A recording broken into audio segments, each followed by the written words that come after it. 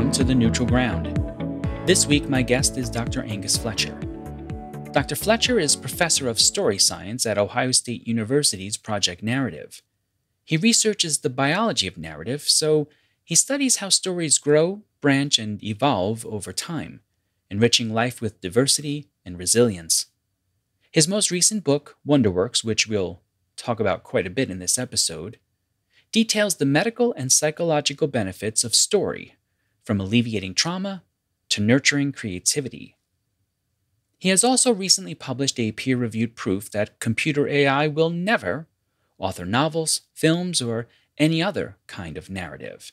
Now that's quite a claim. I hope Dr. Fletcher can come back on the show at a later date and we can discuss both of our concerns about the future of AI and humanity. If you're new to the podcast, please hit the subscribe/follow button. I hope you enjoy my conversation with Dr. Angus Fletcher. Angus, welcome to The Neutral Ground. How are you doing today? I'm doing fantastic, Joe. Thanks for having me. Oh, please, it's my pleasure. So let's start with, if you don't mind, a little bit of contextual background here. Can you give us some information on Project Narrative and the work that you do at Ohio State University? Sure. So Project Narrative is generally known as the world's leading academic think tank for the study of stories and how they work. And traditionally, that study has been on public narratives like literature or political narratives and things like that. But my own background is in neuroscience. And so I was recruited to Project Narrative to start to tease out the mystery of how it is the stories work in the human brain. And I think about that in two ways. First of all, I think about the effects that stories have on our brain in terms of the unique kind of processes that they can have. But I also think about how our brain works in story and how our brain creates stories and how so much of our intelligent thought is actually story in form. And so that's the kind of work that I do. And that's kind of my unique place in Project Narrative, which is itself a kind of unique research institute at the edges of literary criticism. Now, there is something as I was reading this book, and the book is Wonderworks, and I highly recommend it. We'll talk about, that's what we're going to talk about today. As I was reading this, I thought to myself, there's a lot here that for someone who loves literature and pursues a study of literature does seem very intuitive. I'm sure when you started this, you had that similar kind of approach where you thought some of this is intuitive. What were some of the more surprising things that you found out, however, as you got deeper into the project? Well, so I think one of the things we all intuitively think is that literature can nurture empathy in various degrees and can create wonder in various degrees. We think these are all sort of fairly intuitive things. I was surprised by the enormous range of psychological effects that literature can have, the enormous diversity of psychological effects, and also the strength and power of those effects. So as a kind of quick example, I was myself personally skeptical that literature could have an enormous therapeutic effect when dealing with things such as trauma. I have worked in my own career with a lot of survivors of trauma, and I know how difficult that is to cope with. And so I was reluctant to believe that reading a paperback could in any way alleviate some of those symptoms. But I was wrong. And it turns out that literature can have an enormous therapeutic benefit. And one of the most surprising things that I discovered is that literary authors before science realized that there were in fact two distinct kinds of PTSD and developed alternate therapies for both of them. And that's just one of the many indications of how far ahead writers and audiences are of a lot of modern science, because so much of what early literature was is about a connection between a writer and an audience, and a writer sensing what that audience wanted and needed, and developing different narrative techniques for giving the audience that. And so if you have a community such as in ancient Athens, where there's a large number of veterans, and you have a large number of veteran authors, well, then naturally literature can develop sort of responses to trauma. So I'd say broadly, just how much literature can do and how powerful it really is, those are the kind of things that surprised me the most. This past year, I dedicated a month of October to veterans and PTSD, and I had on two veterans and a doctor, Dr. Tim Overton, who specifically in his clinic deals with PTSD in veterans. And in all those cases, I brought up a section from Hemingway's Soldier's Home. And in this section from that short story, this character who comes home from the war, he says, "When I came home, I didn't want to talk about the war. And then when I wanted to talk about it, no one would listen." And I brought that up to both the two veterans, Amanda Huffman and Ben Killoy, and then to the doctor. And the look on their faces, all of them, as if I had somehow told a truth with a capital T, that they couldn't stop talking about how real that was. And what that did, what that taught me, a kind of Wonderworks moment of my own, it taught me it's not so much about wanting to help on your time. You have to think about on their time. And I learned that from Hemingway, from this idea that you have to be ready and available on their time, on their schedule, on that moment. I mean, that's a beautiful and fantastic and remarkable, extraordinary insight. And absolutely. I mean, one of the things that causes trauma to be so much more damaging than it already is the culture of silence that surrounds it.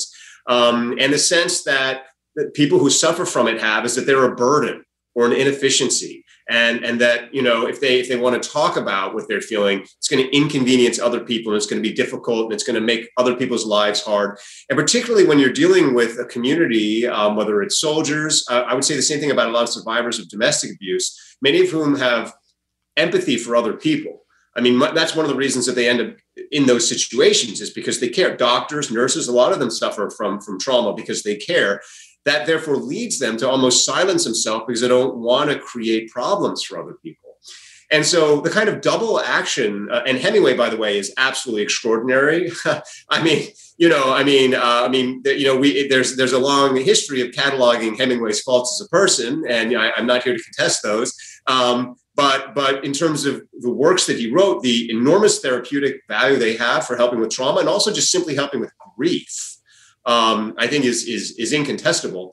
But first of all, I think reading these works can help shift our relationship to people who have trauma, and how we talk to them. But they also just in and of themselves can be therapeutic. If you read Hemingway and you realize that there is someone else who's struggling with this situation, what your brain can do is reach out and affirm that person and say, "I hear you." And we know that when your brain does that, that actually increases your own self-efficacy, your own willingness to disclose and process your own trauma. So even in the absence of an actual person listening to you, simply having Hemingway's book can help you if you are suffering from PTSD. And that insight that you had, that's an insight that I wish we could spread around, because this is an endemic problem. I mean, there are so many people now suffering from trauma. And even though that's a difficult challenge, we could be doing so much more if we were putting the right books in their hands. Yeah, and connecting with that too, something else that runs through the book that I found was really well balanced and important is this careful understanding of there's power in the unity of us together. In other words, the idea of the chorus, even that we can sing together. But there's also something to be said for individualizing your plan. I'm as archetypal as the next person, but I will say that for me, once a year, I have to watch the Lord of the Rings trilogy. And I do that because it reinvigorates my understanding of there's bad things in the world. They're going to happen to you. You got to be able to pick yourself up, move forward, and do something with that. Now, I could have gotten that from the Christian understanding of pick up your cross, right, and bear it. But specifically, that narrative speaks to me in a way that, again, intuitively, I knew it had a chemical reaction for me. It does every year. How did you approach that idea of understanding the power of us all being together, watching the same awe-inspiring moment? versus also saying you need an individualized approach as well. Yeah, well, this is, of course, the extraordinary thing about the human brain is there are certain kinds of core characteristics of most brains. We can, most of us can feel love and courage. And, perhaps most importantly, the most primary thing, particularly with literature, is a sense of spiritual experience, of awe, of wonder, of something bigger than ourselves, of a meaning that motivates us and carries us through the day, and also gives us the strength to sacrifice and to love others, because we believe that our story does not stop with us and goes on beyond us. And so we can hurt and even die in pursuit of a story, and that's meaningful. And so there's that kind of, common drive that the brain has for that sense of something bigger. But at the same time, we are all different. We are all individual. We live in a world where all of us have our own kind of personal experiences, personal preferences, personal tastes. And the extraordinary thing about literature is the way it's able to reach out to a diversity of audiences by listening to them and then nevertheless connecting them to kinds of broader inventions or bigger breakthroughs that have happened. So in the case of The Lord of the Rings, obviously, Tolkien is himself very deeply influenced by Christian narratives that's a huge part of his psychology and his belief system. But it's possible to read Tolkien and have a deeply spiritual experience while being an atheist. You don't need to believe in his God or any God to believe in a kind of larger spiritual sense of togetherness. And that spiritual sense of togetherness, really, from a psychological perspective, is more important than the specific doctrine that you attach to it.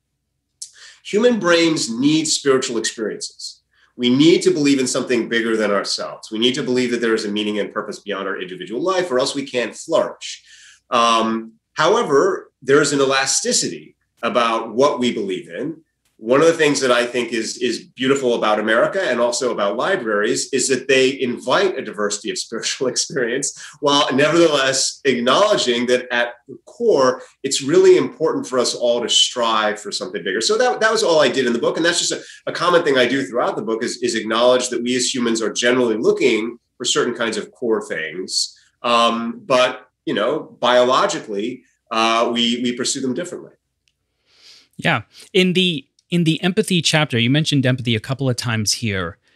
You take on a rather poignant but difficult topic in this idea of the importance of justice to us as a community, and yet at the same time understanding the immense value of empathy. And those are two things that are we struggling with today, right? Because very easily you can say something that will completely get you removed, just written off, right? And in those people's eyes, they're enacting justice, right? But what you do in that chapter, by examining the complex relationship between Job and Yahweh, right, the God, Judeo-Christian God, you did something rather clever that I wasn't expecting, in that you said God is having empathy on Job. And there's a big difference between, because I've heard people say he pities Job. That's not the same thing. Can you talk a little bit about that approach between that relationship and how it helps develop our sense of the importance of empathy today? Oh, absolutely. And to your earlier point, I mean, justice is incredibly important to us as a species. And justice at its core isn't me getting justice for myself. It's me getting justice for you. And that's what justice is. And we have this innate biological drive when we see something that we perceive as being unfair, when we see another person being hurt, to want to reach out and even sacrifice ourselves, put ourselves in danger to help that other person. And that's an extraordinary and wonderful thing about our species, which allows us to form healthier, happier societies that are more diverse and allow for different kinds of people, as opposed to kind of more militant communities, where justice has to be enforced by a kind of strong arm or an autocrat. So that's an extraordinary, wonderful gift that we have from our brain. But the thing about biology is that everything is about a kind of balance. And you can, in a biological system, have too much of a good thing. If you have too much oxygen, you die. Too much oxygen is not good, And the same thing with justice, there's a limit. And so wonderfully, our brain has evolved this balance to justice, which is the ability to forgive and let go. And none of us would be able to survive in any of our relationships if it wasn't for forgiveness, because all of us do things which, we need to be forgiven for. And the same thing goes not just in our individual relationships, but our social relationships. And unfortunately, yes, we are living in a moment right now where we probably have more justice than empathy. That's gotten a little bit out of whack.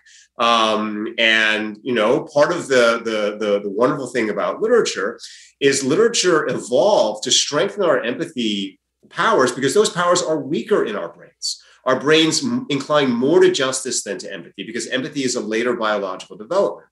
And so the passage you're talking about in the Hebrew Bible is this extraordinary moment in which the Bible, which is up to that point really emphasized God and justice, shows us this moment of God feeling empathy and forgiveness for Job. And the important thing about forgiveness and empathy is it does not mean condoning the other person. It doesn't mean saying, well, I think you were right. It merely means understanding their perspective and seeing how they got there. And mixed with that too, usually if the person is asking for forgiveness, is a willingness to say they've learned and they won't do that again. And so there's not a need for justice, because the purpose of justice isn't to exact blood. It's not to exact an eye for an eye. It's ultimately to create happier, healthier communities. And so if I can do that without actually taking your eye, but can let go. And so there's this extraordinary moment where, of course, we don't get inside God's psychology, and we can never get inside God's psychology. But we see that God, nevertheless, in that passage, has the capacity for empathy, and that inspires us to say, well, maybe our better selves aren't just, they can be empathetic too. Yeah, and it made me think of teaching Paradise Lost, and specifically in Book 4, where Milton Satan goes on his monologue about becoming essentially Satan in that scene, where he says, "So should I purchase brief intermission, bought with double smart? This knows my punisher." And he's created this wonderful logical moment where he will deny himself forgiveness and even the chance at God's empathy. And it made me think about how even today we have that problem as well. You have the other side of thinking about how I'm not even going to bother with the apology, because now I hear a lot of people saying, don't apologize for anything. And it's like, well, no, can we stop swinging back and forth with the extremes? If you do something wrong, apologize. Apologize, right? Yeah. Well, I mean, first of all, thanks for bringing up Milton. Milton, when I originally pitched this book to the publisher, it was going to be about the 100 greatest inventions in the history of literature. And I was going to have a whole chapter on Milton and Paradise Lost.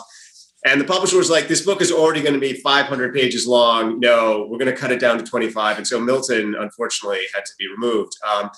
But absolutely. And Milton Satan, of course. I mean, I think the reason that Milton Satan is such a gripping character is because he speaks authentically to a lot of our own worst impulses, but nevertheless, impulses that are genuine and organic to us, and we recognize in ourselves. I mean, there's a lot of moments, where I'm definitely like, yeah, I probably would act that way, and I'm not proud about it. But Milton, you've actually figured me out. And, part of what is true about that moment is that asking for empathy, asking for forgiveness requires strength. It requires courage. It requires the ability to make yourself vulnerable. Nothing's more terrifying than acknowledging you made a mistake, because you're risking losing the respect of other people, particularly in the case of someone like Satan, who has a kind of power psychology. And, we live in a world where, unfortunately, there's a lot of power psychology where people think that I need to be strong all the time in public, and all these kinds of things. Then it can be very hard to be vulnerable. But the truth that I think Milton knew, and I think the truth that you get in the Bible and you get throughout literature, is that actually strength is vulnerability. Strength is the ability to open yourself up. Strength is the ability to be hurt, and to ask for forgiveness and not to be forgiven. And if you do that, you can walk through that situation knowing that you actually did the heroic, brave thing. And the person who didn't forgive you, you can have hope and empathy that someday that they will develop the ability to be their bigger self too. Yeah, I'm so sorry to hear that it got removed, because there's just so much. I went right to my Milton, and I immediately started thinking about all the things like that you just mentioned. Even, he mentions, little they know my vain boasts of what I can do, right? He knows he's lying to the fallen angels as well. And then you have the moment, of course, where the ladder comes down. And I love teaching that moment because I always get to just ask the students, how do you read this moment? Is this a reaching out for him to come up and to be forgiven? Or is this a kind of romantic mockery of the moment, right? Because again, in the back of your mind is always that idea of this knows my punisher, and he's not wrong. In that moment, God knows what he's going to do, that he doesn't mean it. And we always talk about how, as humans, we have the luxury of lying.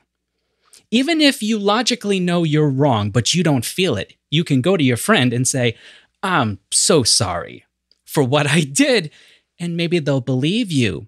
Now, there is something of value even in that, right? Even in the strength, as you mentioned, of being able to understand logically one thing and yet not feel it, right? Does the brain, is the brain still working there as well? Well, so, yes and no. So, yes, there is value in being able to have a kind of ironic distance from yourself and to be able to kind of motivate yourself to kind of change your behavior. It is ultimately, however, much more effective and much more powerful to believe and to feel in alignment with what you think. In general, when you have if you want to develop irony, you want to develop irony about your success. You want to develop irony about, how important you are. And you want to develop irony about pain and things like that, that are ultimately not helping you. And you want to develop courage when it comes to things like asking for forgiveness, admitting mistakes. It is very hard to admit a mistake. It is the hardest thing for a human. And I think part of the reason it's so hard is because we know we're so small and insignificant. And our pride is the only thing we think that's keeping us from extinction. And certainly you get that sense from Milton's Satan is, his pride is the only thing holding him together. And there are certainly moments where pride can be a good, positive thing, if it is directed towards positive aspects of yourself. But when the pride comes out of fear and insecurity, that's not so good. And, the thing I would just say about Milton in general is I feel that he is such an underappreciated author nowadays because he is so deft with psychology. He really has, his writing, just on the level, his bravery, his willingness to break a poetic line in the service of the greater kind of poetic energy and momentum. So he has this kind of Shakespearean quality about him, which it was so bold that, later writers in the 17th and 18th century backed away from it. And they went back towards couplets and things like that, and Milton is there being daring, being brave, being a real innovator, and really is the bridge between Shakespeare and the Romantics in terms of that willingness to be smart, but also passionate. And, that belief, which I believe, which is that ultimately you want your head and your heart to be aligned. And oftentimes one leads the other. And that's not bad. It's not bad if your heart is out in front of your head or your head is out in front, of your heart. But the more you can do what Milton is doing and struggle to bring them together, the more you become your fullest self, the more you become your strongest self, the more you become your bravest self, the more you become your most beautiful self. That to me is the kind of the possibility that his writing holds out. Well, let's keep the optimism here going. We're moving toward very positive stuff here, and let's go to fairy tales for a second here. You don't shy away from talking about the fact that, of course, today there is pushback against fairy tales in the sense that we think of them as projecting unrealistic roles and unrealistic ways of viewing each other. And your take on it is, yeah, but that's not what we're supposed to be taking from it anyway. There's a reason why fairy tales have been around for as long as they have been, and why we, even if we don't want them, we keep writing them. Can you talk a little bit about why the fairy tale is so important for optimism? Yeah, and I'll admit this again. This was a conversion moment for me. In the same way that I was skeptical about literature as therapy, I was skeptical about optimism. I was raised in a kind of culture that was like, you got to be careful. You got to be circumspect. You got to be skeptical. You got to question. And of course, if you do any kind of training in literature nowadays, the number one thing you learn is critique. We're literary critics. You're trained that you should always be skeptical. You should have a hermeneutic of suspicion or what have you. They'd always be pulling everything apart. And so that was kind of how I was raised and kind of how I was trained. And I just thought that was the right way to go about things. Even though there's value in skepticism and there's certainly value in realism, there's enormous value in optimism, huge value in optimism. And optimism is different from magical thinking. Optimism is saying this could happen or this could work. Magical thinking is saying this will happen or this will work. And it's important to understand that fairy tales are about optimism, not about magical thinking, or at least classic fairy tales are. And they're about opening our mind to a sense of possibility. And that sense of possibility is enormously important for our brain because it's the wellspring of creativity. It's also the wellspring of resilience. Without that optimism, we get ourselves very quickly caught into fatalism and what's known as catastrophizing. So catastrophizing is a very kind of logical thing that happens in our head all the time. And when something happens and it's bad, we say to ourselves, well, bad things must have happened for a reason. And that reason must be that the bad things, are stronger than the good things. So the bad things are going to keep happening. Or if I myself fail, then I say, well, there must be a reason that I failed. And that must be that I'm a failure. So I'm going to keep failing. And so there's this whole logic, which seems very reasonable, that bad things lead to bad things, lead to bad things, lead to bad things, lead to bad things. And to break that cycle and to be your fullest self and to empower the people around you, you have to say, no, actually, sometimes bad things can lead to good things. Sometimes a problem can be an opportunity. Sometimes a crisis can be a growth moment. Sometimes the exact opposite thing of what I wanted can be the thing that changes my life for the better. And what classic fairy tales do is they offer us those moments of catastrophe, and then they show us how unexpectedly remarkable, wonderful things can happen. And that's because fairy tales are really a kind of continuation of ancient comedy, where the same thing happens on the ancient comic stage, where there'll be, a kind of terrible, awful, impossible situation. And then in a kind of serendipitous deus ex machina move, everything will turn around and there will be a marriage and there'll be happiness. And it's just very important for our brain to have that sense that good things could happen as opposed to giving into fatalism. You made the case too, which I hadn't thought of this before, in that chapter about Superman as a kind of fairy tale as well. I honestly had never thought of it that way, but it made a lot of sense in the moment.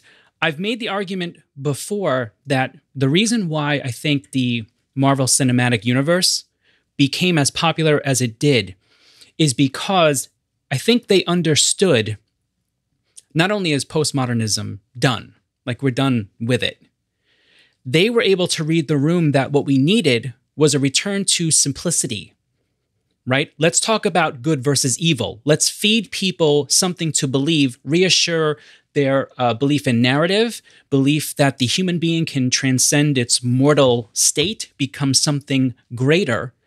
And then this happened, which just blew my mind, which was wonderful. I was teaching at the end of the semester at the time. This was, I think, spring 2019.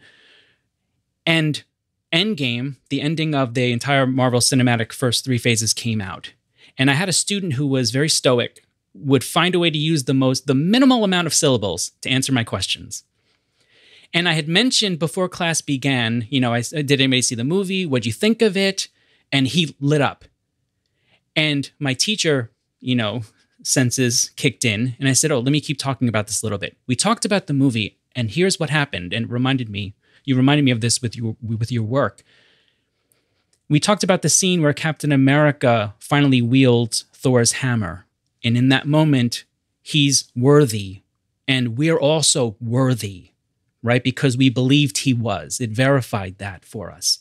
When I mentioned that scene in class, this student shouted out, I was bawling when I saw him wield that hammer. And I had other students say the same thing. No joke, I was crying as well. They were saying, that is not meaninglessness. That is very important, that you could move someone in that way. And that's what that cinematic universe did, was it reassured how much we need narrative and how much we need the simplicity at times of just even good versus evil. Can you talk a little bit about how that works? Why would we be moved to tears for something like that? Well, because, I mean, yes. So first of all, that emotional response, when you had talked earlier about postmodernism, I mean, the problem is that we have this tendency now to make everything too intellectual all the time.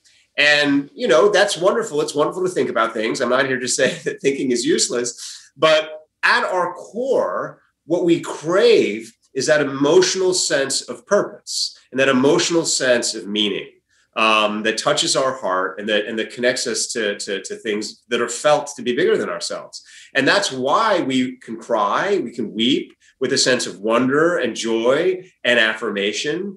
And the heart is not moved by complexity. The heart is not moved by complexity. The heart is moved by authenticity and simplicity and these kinds of natural basic things. I mean, this is why Homer, the Iliad, is so extraordinarily effective.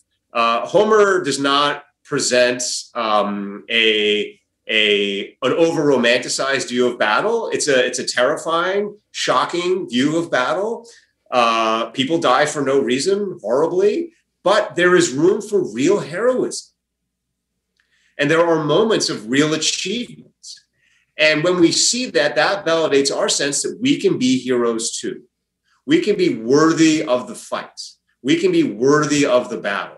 You know, we're not born into a battlefield that none of us understand, and we're all going to die meaninglessly in a kind of fugue of confusion and anarchy. We are born into a fight, and we can find purpose in the fight, and we can find friends in the fight, and we can struggle forward and make meaningful gains, find heroes and be heroes ourselves.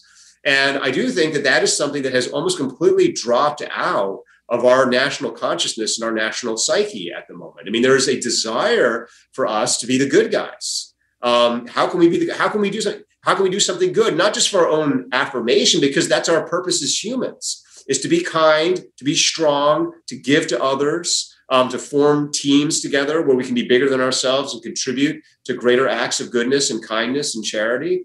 And I agree with you completely that there is a move outside, to just kind of tear everything down. And while it's good to be self-critical, especially because America, we have an enormous power, and with power comes responsibility, and it's good, obviously, not to just assume that everything we do is automatically good and perfect. At the same time, that willingness to be introspective is a sign of a hero, is a sign of courage, is a sign of bravery, is a sign that there's something good going on. And I do think we need more positive heroes, more positive role models, and in general, more of a kind of optimistic sense that we can be our better selves and we can make the world better too. Yeah, and you need only look at, again, if you look at the trajectory of that entire first three phases of it, I mean, it ends in Tony Stark, Iron Man, losing his life so that it's redemption, right? And the savior, the messianic kind of figure. But they were even smarter than that, because the real ending of the whole thing is just a dance between two people who love each other. There's something just so beautifully simple about that it doesn't require us to do anything but emote out of it, right? We don't have to dissect what it is. We just get to love it. And that's what's so beautiful about that moment. I mean, that's beautifully said. And it's completely true. And this is, of course, why so many Shakespearean comedies just end with a dance. I mean, the ultimate simplicity of the heart is no words need to be spoken. That's when you have a true connection with someone, is when you can sit with them in silence or move with them in silence and just dwell with them in that space of emotional connection. And again, I mean, I think that for the heart doesn't need something bigger than the people around it. The heart is completely full with its friends, with its family, with its loved ones. The heart doesn't need to be the king of the world. And that's what I think makes the heart so strong, because the heart is not greedy. The heart is not trying to dominate. The heart is there in that simple dance, and that sense of its own self-sufficiency and self-reliance. And that's really all the heart wants. And I think that it took a lot of courage to take the movie and to move it in that simple direction. But you're absolutely correct. That was actually the brave and I think the heroic choice. Yes, and not to belabor it, but I've talked about this before as well. Here is when I saw them make the conscious decision to do that was in the film Civil War, when you had Iron Man and Captain America, and they're asking the audience to choose sides, right? You're thinking, I don't want to choose. I love them both. But the intelligent thing that they did was Iron Man was representing a postmodern ideal. Let's have skepticism on the idea of good versus evil. And instead, what we're going to do is we're going to share the responsibility in a postmodern ideal because we don't believe in good and evil per se. Let's divvy up responsibility. And for people who are comfortable in that kind of postmodern ideal, they're going to say, I agree with Tony Stark. We should not give these heroes all this power. Captain America, on the other side, is saying, no. At some point, you have to trust that there is good out there, that we can believe in it. And I'm sitting there in the theater, Angus, and there's the 7-year-old me who's just watching these heroes and is just enjoying the heck out of it. And then there's the PhD watching this and going, oh my God, where are they going to go with this? Are they going to take the easy way out and choose the postmodern, let's divvy up responsibility? And you know what? They didn't. They went with Captain America and they said, we need to start believing that the human being can be more than just what we are. We can strive to be good. We can strive to do good, by the way, which is something else that we seem to have forgotten, is that that's an action. There's a choice there. No, absolutely. And it's funny you mentioned your 7-year-old self, because actually it reminds me of when I was 7 and I watched Die Hard, which is almost exactly the same struggle that you're describing between Iron Man and Captain America. And then you have Bruce Willis, who's this guy in desperate need of redemption. And, he's basically fighting this total cynic, this genius cynic, who's figured out this way to make all this money through this incredibly complicated scheme. And, Bruce Willis is basically just like taking one step forward, getting punched in the face, taking one step forward, getting punched in the face. And over time, what you realize is it's actually much harder and more heroic to believe in the possibility of redemption and goodness and kindness and charity than it is to kind of make this easy exit ramp to saying, you know what, all I really want to do is give up on that part of myself that was the child part of myself that believed, and I'm just going to get money and I'm going to be cunning and calculating and so on and so forth. And I think all of us in this world feel that duality, because it is hard to love. It is hard to be brave because it seems dumb. I mean, Bruce Willis seems pretty stupid in that movie. I mean, there's a lot of times in that movie where you're like, why are you walking barefoot on glass, man? You can't possibly win in this situation.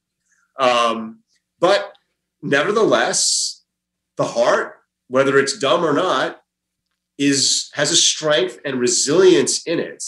And I think at some point in our lives, we all have the choice. Do I want to go with the heart or not? And I agree with you. I think at the end of the day, when the choice comes, I go with the heart.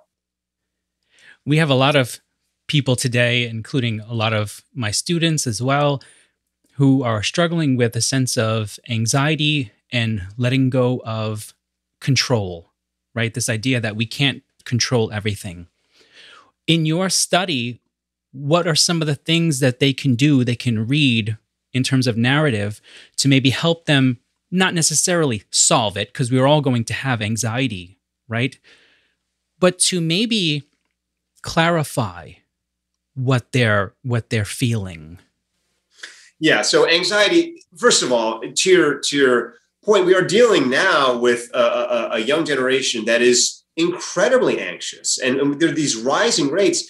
And a lot of that is actually the product of our school system, because our school system it has insisted over time on these standardized tests and other kinds of things that are constantly telling students, you can be wrong, you can make a mistake, you can be errant. It's constantly assessing them on metrics. It's treating them like kind of computers almost. And we have created this largely inhumane system, which then everyone has this anxiety about, am I going to get into the best school? If I don't get into the best school, then I won't get the best job.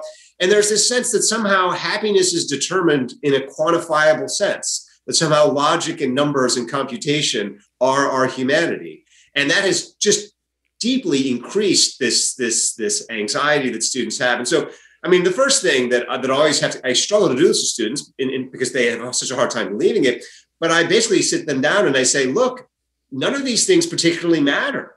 What matters is that you find your purpose, you find your strength, you find the things that you care about, you fight for the things you care about, and you fight for them in your own way. And as long as you get up every day with a sense of personal purpose, being kind to the people around you, supporting the people around you, you'll go to bed feeling happy and relaxed because you know you fought your fight that day. And so the first thing is just to try and kind of unwind some of the unhealthy things that our society has put in, largely because of this kind of empty chase of materialism. I mean, this sense that somehow we're because we've lost the sense of the kind of bigger, more meaningful things in life, and we've just replaced them with how much money do you have and how many toys do you own and these kinds of things. So there's that aspect of it. The other thing is, of course, to say to students, your anxiety isn't necessarily bad. Because anxiety is a sign of a restless brain, and a restless brain is a seeking brain, is a searching brain, is a creative brain. And so be kind to your anxiety. Don't try and suppress it, because then you'll just make it more anxious. Instead, say, what is the root? Where is it trying to go? And if it's becoming anxious, it's because that deeper root is being frustrated. How can you lift those frustrations? And one of the great ways, of course, to do that is through literature. Literature is written by restless minds for restless minds, and it exists to open up a sense of possibility and space and scope for you to explore and for you to imagine and for you to create. I mean, one of the deep pleasures that we all know from reading is to just imagine a world and to imagine characters. And when we put the book down, we keep imagining. And we're never anxious or stressed out in those moments because we're finding our deeper purpose, which is to create things that are bigger than ourselves, to participate in a bigger story. So that's the kind of main thing I say to students. And I think one of the reasons we need more of the humanities is to pull back from the relentless quantitative number approach to everything, and give students more of a chance to engage in things that numbers don't understand, like reading books, like imagination, which nurture the human spirit and soul, and allow for anxiety to become its opposite, which is excitement. Yeah, and I couldn't agree more, too, with this idea of every time I hear people talk about push STEM, and this is not anti-STEM, but I can't help but think to myself, I wake up because of science, but I get up because of the humanities, because I feel like I have a purpose, I have a wife, I have students, I have responsibilities, and I take those on willingly. And that's what moves me, not necessarily the science. That's so brilliant and touches the heart, and is completely true. I mean, I'm alive because of science too, in the sense that, I mean, I would have been dead in my early 30s. I had a medical condition, and if I wasn't on, if science hadn't figured out essentially how to keep me going, I would be gone. And I think a lot of us in this world are in the same situation, whether it's because of a vaccine or something else, our lives have been saved by science. And so I have enormous respect. And I started out in neuroscience. I mean, I started out in STEM. And so I have love for science. But I also moved from science into the arts. I mean, I did this thing which people thought was nuts at the time. They said, why are you leaving a career in science to go study books? That's so bizarre and backwards. And it's because science can give us the how. I mean, science can kind of fill in a lot of the machinery of life, but it can't give us the why. It can't motivate us. It can't give us a sense of those deeper human currents. And literature does that effortlessly. I mean, I talk about in the book that literature and scripture have the same meaning. And I think that's not just a kind of clever etymology. It's really true in the sense that all of us at some point have read a poem or seen a film or read a memoir or experienced some other work of literature that has stuck with us forever and has made us feel this is why I want to live. This is why I choose to live every day. And I want to give this on to other people. And I do think the tragedy of the modern humanities, I mean, I think we look around and we're losing enrollments and funding and prestige and all these kinds of things. And, you know, within the humanities, there's this weird culture of paranoia that somehow there's a plot to get us and, you know, everyone's trying to wipe out the humanities. And it's like, no, actually, maybe we're doing a lot of this to ourselves. Maybe we are not realizing the full power of the humanities. And I do think a lot of it, frankly, comes from an anxiety that started in the early 20th century, that it wasn't cool and it wasn't smart and it wasn't logical to talk about all this other stuff, the stuff of the heart, stuff of the emotions, stuff of imagination, stuff of creativity. So we're going to restrict ourselves entirely to critical thinking. And, you know, while critical thinking is valuable, when you create an entire field that all it does is critical thinking, you very rapidly end up in this kind of vortex of negativity where everything is divested of meaning, and you lose that deep motive to live. And so I do think it's time that we take a hard look at the humanities and say, we can be critical thinking, but we can be more than that, much more than that. And that more is ultimately what's going to motivate us through the day. Yeah. And just to quickly piggyback off of that, the idea being that how we did this to ourselves a little bit is that we tried to in some way become greater than the literature, the stories themselves. And that, I do believe, came out of an anxiety of feeling like we were losing our relevancy. And we went, I think, the wrong route, which was to try to make ourselves relevant, when instead what we should have done is said, listen, this is Herman Melville. This is the symphony chapter from Moby Dick. Just listen. Just listen. And I still do that today in my classes. I make them read just that one chapter. I don't put them through the whole thing, but that one chapter, and we just talk about those concepts that the ancient Greeks were struggling with and that we've never answered. What is beauty? What is the human being? These are the things that actually matter. I mean, yes, I completely agree that we have made a terrible error of putting the critic above the work of literature. And this is this odd thing. I mean, it starts kind of in the middle of the 20th century and then just escalates.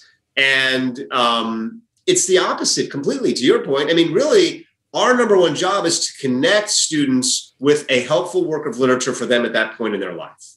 You know, I mean, if there's nothing else I can do, it's to listen to a student like you listen to your students. And when I hear them say something, say, you know what, I think you should watch this movie or you should read this book. And you don't need me to explain it to you. You'll get it automatically. And my job here is really just to kind of curate that library and listen to you and connect you with the works that I think will help you grow the most, not to basically come up with some uber theory that allows me to interpret all the works of literature and extinguish them. And you see this throughout, not just in English departments, but in creative writing departments, you know, where there's this sense that somehow analysis and criticism is more important than the creative act itself. And this is, of course, again, you know, Satan's mistake in Paradise Lost, is to think that his ability to kind of come up with logical explanations for creation is actually more important than creation itself.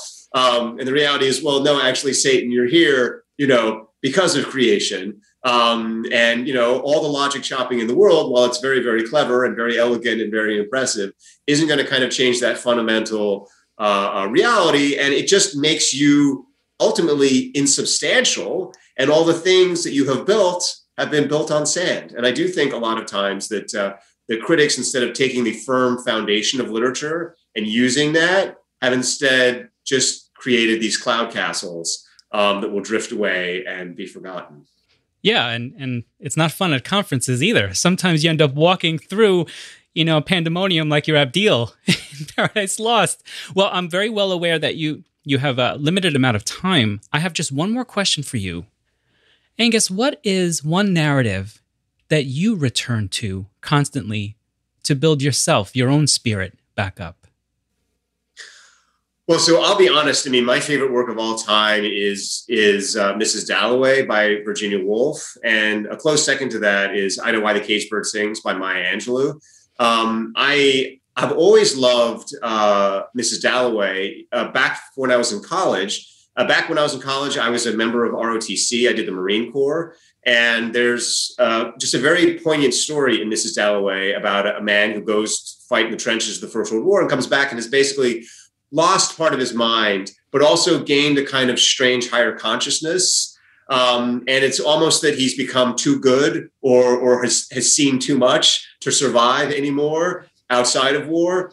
And just the poignancy of his struggle and the beauty of the writing has always stayed with me. And of course, Maya Angelou, I just admire someone who can be that fiercely honest and that fiercely brave. And that just inspires me just to get up every morning because I am nothing like Maya Angelou, unfortunately, as people around me will tell you, I have none of her redeeming qualities. But just the fact that she could be so brave and so different makes me think, well, I can get up and be a little bit brave and a little bit different too. So those are always the two number one works I recommend. But beyond that, I would just say, just ask someone you care about for their favorite book and read that, because all of us have wonderful secret books that we love and we return to over and over and over again. And the more we can share those books with each other and kind of spread the library around, the more we can all kind of grow our own tastes and expand our own heart. Well, Angus, thank you so much for this wonderful conversation. I'll be placing links in the show notes below, but is there places that people can go to learn more about you and about your work? Sure. Well, I have a website, angusfletcher.co, and they can find me there. And I'm doing a lot of kind of interesting, weird things, including consulting for special forces and doing projects on AI and other kinds of eccentric things, despite being something of a computer skeptic myself. So if they want to see all the kinds of things that literature and narrative intelligence can do and all the kinds of unexpected corridors and pathways it can open, my web page is a good place to start. Thank you so much for joining us today. Have a wonderful rest of your day. Thank you, Joe. Enjoy. I hope you enjoyed my conversation with Dr. Angus Fletcher. There are links to his works in the episode notes below, so check those out when you have the chance. And if you have not yet done so, please hit the subscribe and/or follow button on whichever platform you're currently using. And consider leaving a kind rating and/or comment where applicable as well. Now, I've also added some additional social media accounts. Yes, I have joined the rest of humanity in the year 2009, and I now have a Facebook and Instagram account as well. So go ahead and follow those if for no other reason than to watch as I struggle to try to figure out what the heck I'm doing. I don't mind. You can send out a laugh and a good ribbing. That's totally fine with me. Until next time, try to keep one foot firmly planted on neutral ground. And have a great day. Oh, and go read a story and/or watch a movie or listen to a song that makes you happy. Start building up your own kind of Wonderworks personal algorithm here. I'm going to go watch Captain America Civil War. Why? Because it's awesome and makes me happy.